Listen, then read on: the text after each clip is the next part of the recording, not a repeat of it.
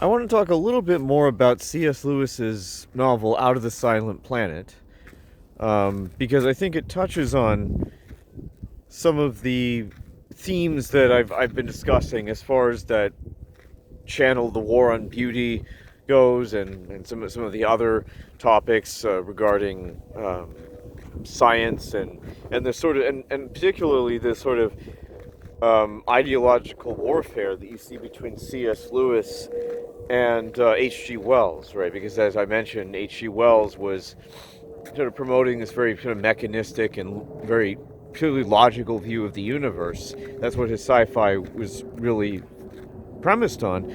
On the other hand, C.S. Lewis was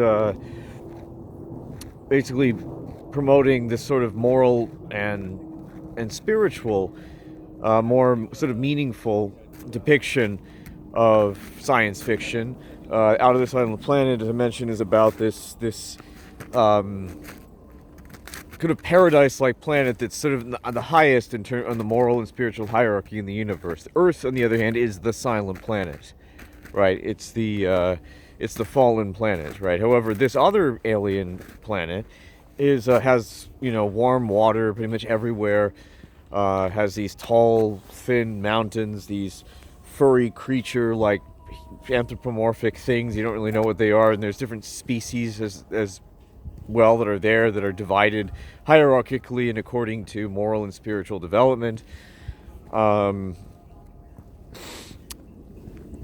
I think that this ideological rift between the mechanistic view of the universe and the spiritual, I think also ties into something that Julia James Davis, who has discusses the war on beauty, particularly the degeneracy of art and literature, on her channel, called "The War on Beauty," and she did one video in particular that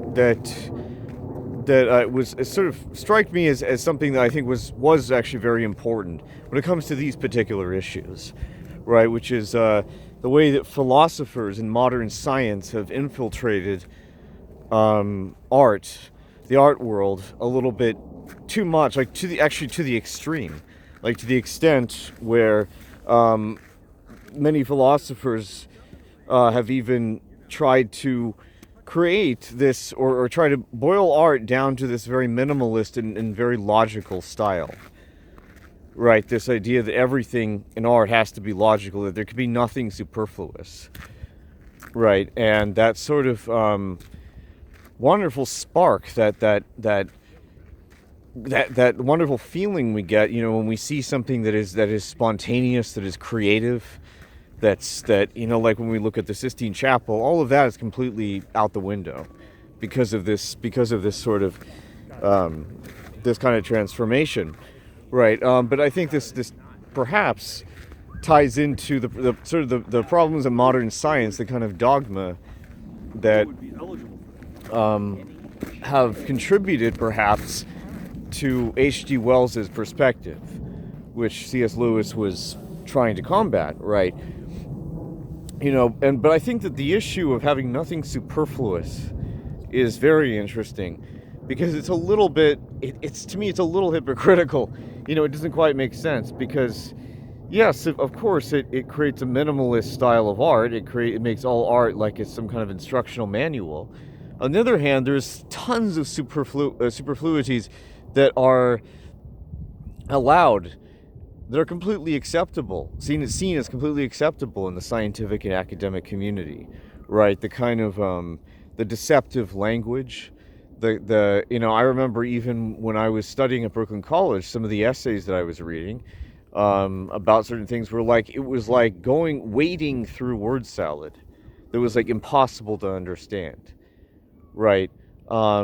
So I think that this kind of pseudoscientific view of the world and of reality, regardless of the subject, whether it's literally about science and biology, or whether it's about literature, whether it's about art, about philosophy, or anything, has created sometimes these sort of fake father figures, or these sort of figureheads that you see in the intellectual world community.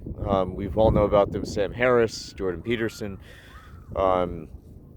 you know, and so I think that this largely plays out in the great works of fiction. People like Shakespeare even have made fun of people like this, like the character Malvolio in Twelfth Night. I'm pretty sure everybody knows that character, the Puritan, he's described as using high-flown language, and easily angered, haughty, and all these sort of contemptuous, hypocritical figures that you see in society have sort of participated in this. So I think it's an even broader issue than just being for religion and being a scientist versus being being for religion and being anti-science, or being anti-religion and a scientist, right? That's like an oversimplified version of this whole issue, right? But something else I was going to mention too.